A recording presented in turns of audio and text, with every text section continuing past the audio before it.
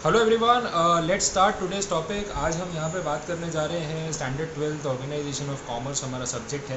And we were going through chapter number 6 और हमने आधे से ऊपर चैप्टर कंप्लीट कर लिया है। तो let us continue with that.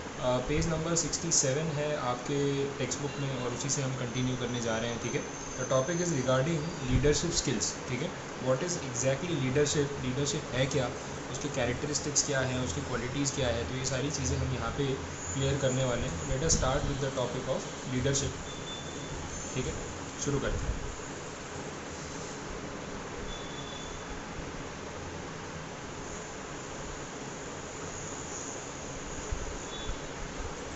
Okay, let's सी।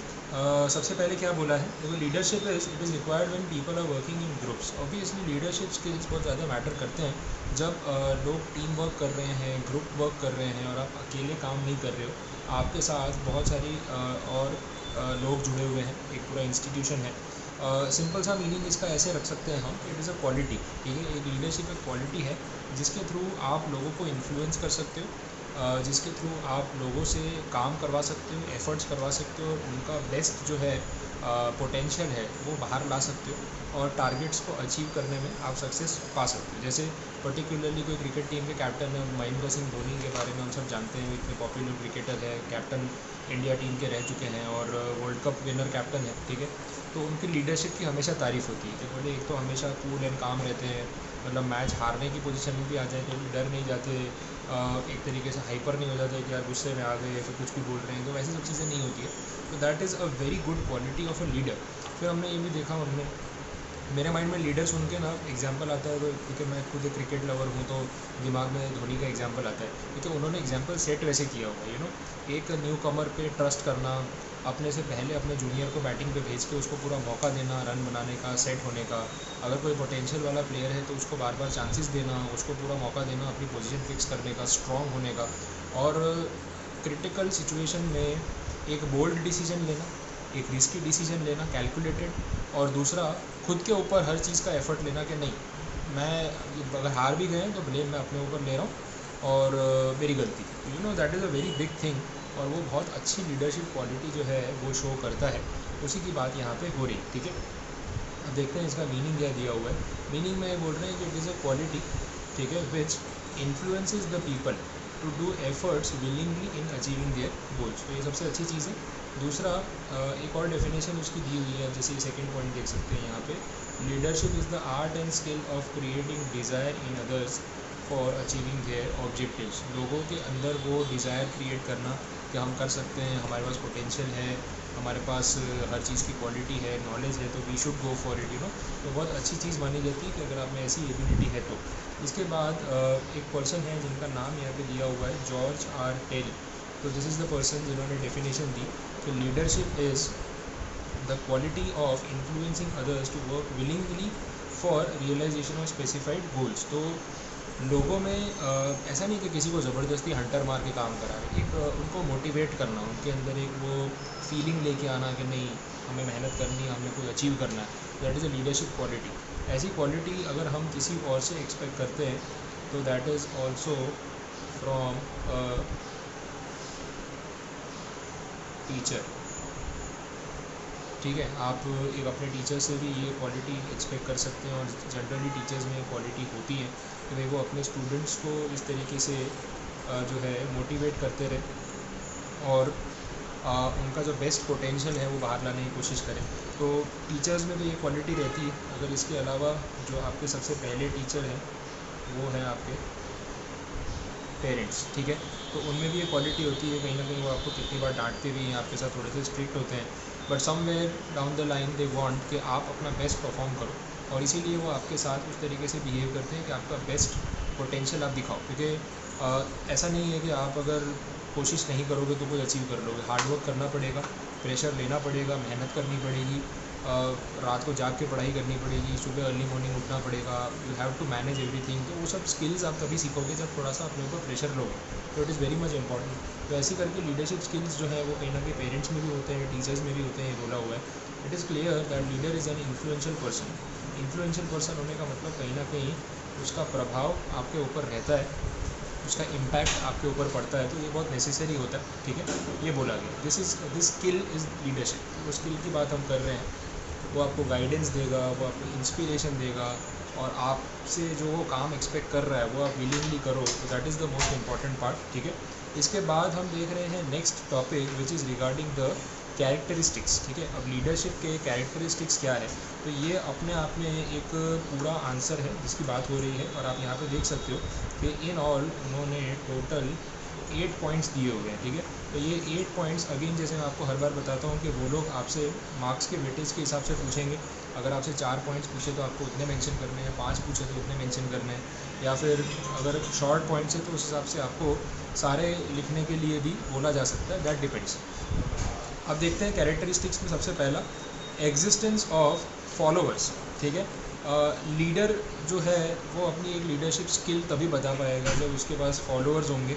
तो कोई फॉलो करने वाला ही नहीं है तो वो लीड किसको करेगा। अब एक कैप्टन है जो टीम में अकेला खेल रहा है, ऐसा होता है कि क्रिकेट टीम में होते हैं ना 11 लोग, तो कैप्टन के अलावा और 10 लोग भी तो होंगे, तो जब तक और लोग नहीं है तब तक वो क्या करेगा। तो लीडरशिप में कहीं ना कहीं फॉलोअर्स का होना भी उतना ही इंपॉर्टेंस रखता है। फिर again it is a continuous process, ये तो हम बार बार देख चुके हैं। कंटिन्यूस प्रोसेस तो हर जगह आ रहा है कि जितने भी मैनेजमेंट के पॉइंट्स हमने स्टार्टिंग से प्लानिंग से लेके अभी तक देखे, वो सारे एक कंटिन्यूस प्रोसेस में रहने ही वाले हैं, ठीक है।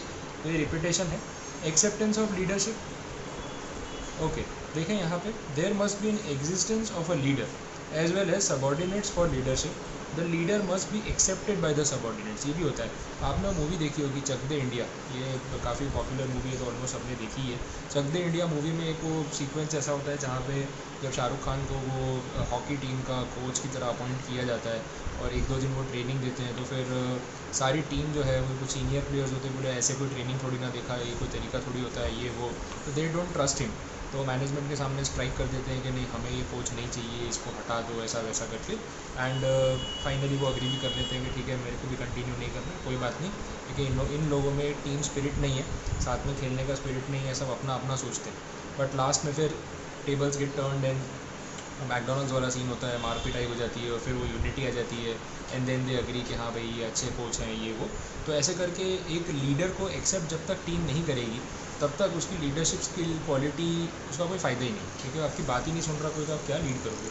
Creates informal and effective relationship, ये भी एक सही चीज़ है।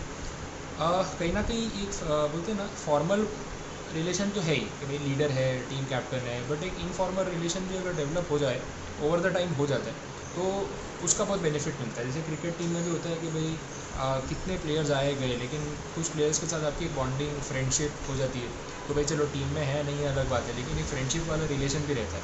तो जब वो चीज़ ऐड हो जाती है ना, that is the icing on the cake, कि उस वजह से और ज़्यादा बेटर परफॉर्मेंस आता है। फिर वो लीडर पे आप इतना ट्रस्ट करते हो कि जो वो बोलेगा ना आप करोगे, उसकी बात सुनोगे और उस पर भरोसा करोगे कि वो टीम के लिए कुछ अच्छा ही सोच रहा है, ठीक है। नेक्स्ट पॉइंट, इसके बाद आइडियल पर्सनैलिटी। हाँ, आइडियल पर्सनैलिटी का मतलब एक बोलते हैं ना ऐसा इंसान जिसको हम आइडियलाइज करते हैं कि हाँ भाई ये परफेक्ट केस है, परफेक्ट पर्सन है ये, अगर कोई लीडर हो तो इसके जैसा हो, ठीक है। तो वो आइडियल पर्सनैलिटी जो है वो होनी चाहिए। वो बोलते हैं इनबॉर्न क्वालिटीज़, वो बहुत ज़रूरी है। और कुछ क्वालिटीज़ ऐसी भी होती है जो आप कल्टीवेट करते हो, मतलब कैसा हो गया कि कुछ चीज़ें आप में इनबॉर्न नेचुरल टैलेंट होता है और कुछ चीज़ें आप अपने एक्सपीरियंस से सीखते हो। ये दोनों का कॉम्बिनेशन होता है जो आपको एक आइडियल पर्सन बनाता है, एक स्किलफुल पर्सन बनाता है। पॉलिटिक्स में अपने कोई अपने मिनिस्टर्स हो सकते हैं, प्राइम मिनिस्टर, चीफ मिनिस्टर हो सकते हैं, जिनको आप आइडियलाइज करते हो कि इनके जैसा आज तक कोई नहीं है, उस तरीके से। मोटिवेशन, लीडर का काम ही आपको मोटिवेट करते रहना, जैसे मैं, आपके पेरेंट्स। हार्मनी ऑफ इंटरेस्ट, हाँ ये ज़रूरी है। लीडर का काम ये है कि वो सबको साथ में लेके चले, ठीक है। तो एक वो बॉन्डिंग और एक रिलेशन मेंटेन करना और सबको साथ में लेके चलना बहुत ज़रूरी है।